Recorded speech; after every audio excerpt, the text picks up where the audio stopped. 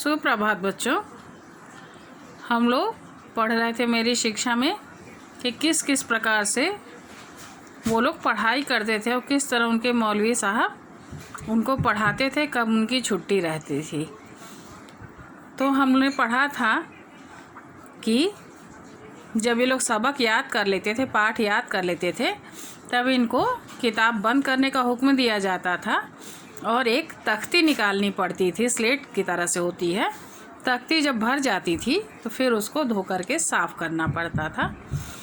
इस क्रिया में भी कुछ समय खेलने को मिलता।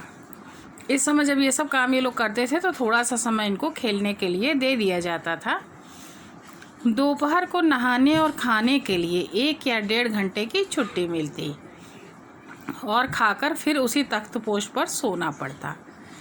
दोपहर को इन लोग को नहाने और खाने के लिए 1-1.5 घंटे की छुट्टी दी जाती थी, अवकाश दिया जाता था। और जब ये लोग खाना वाना खा लेते थे तो फिर उसी तख्तपोश मतलब उसी चादर पर इनको सोना पड़ता था। मौलवी साहब चारपाई पर सोते। जो इनके गुरु थे, आचार्य जो थे, मौलवी जी जो थे, वो चारपाई पर सोते थे। दोपहर के बाद दूसरा सबक मिलता। दोपहर हो जाती थी, जब ये लोग आराम कर लेते थे तो इनको दूसरा पाठ मिल जाता था और उसको याद करके सुनाने पर ही खेलने की छुट्टी मिलती। और उस पाठ को याद करके जब ये लोग सुना देते थे तब इनको खेलने के लिए फिर से छुट्टी दी जाती थी। शाम को जल्द नींद आ जाती। डर रहता कि मौलवी साहब हमें पलक झपकाते देख न लें। शाम को इनको जल्दी से नींद आती थी, थक जाते थे ये लोग, लेकिन ये डर लगता था कि कहीं झपकी लेते हुए इनको मौलवी साहब देख न लें। जैसे क्लास में भी आप लोग देखते हैं, कभी कभी किसी बच्चे का मन नहीं लगता है तो क्या होता है, उसको नींद आने लगती है तो हम लोग क्या बोलते हैं कि जाइए मुँह हाथ धो के आइए। तो इन लोग को भी डर रहता था कि ऐसा ना हो कि मौलवी साहब देख लें कि हमें झपकी आ रही है, नींद लग रही है, नहीं तो मार पड़ती। नहीं तो इनके मौलवी साहब क्या करते थे, इनकी पिटाई करते थे। जल्दी छुट्टी के 2 ही उपाय थे। खेल कूद में जमुना भाई लीडर थे। जल्दी छुट्टी पाने के लिए उपाय वही करते थे, वही लीडर थे, इन लोगों के मुखिया थे और वही उपाय करते रहते थे कि कैसे जल्दी से छुट्टी मिल जाए। तो पढ़ने के लिए तेल का दिया जलाया जाता था। उस समय लाइट नहीं थी तो तेल का दिया जला के ये लोग पढ़ते थे। जमुना भाई रेत की छोटी पोटली बना लेते और छिपाकर उसे दिए में रख देते थे। जमुना भाई क्या करते थे कि बालू की एक छोटी सी पोटली बना लेते थे और उसे दिए में छिपा करके रख देते थे।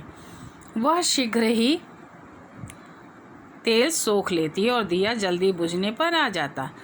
रेत जो है, बालू जो है ना, जल्दी से क्या करता है, तेल को सोख लेता है, अपने अंदर ऑब्जर्व कर लेता है।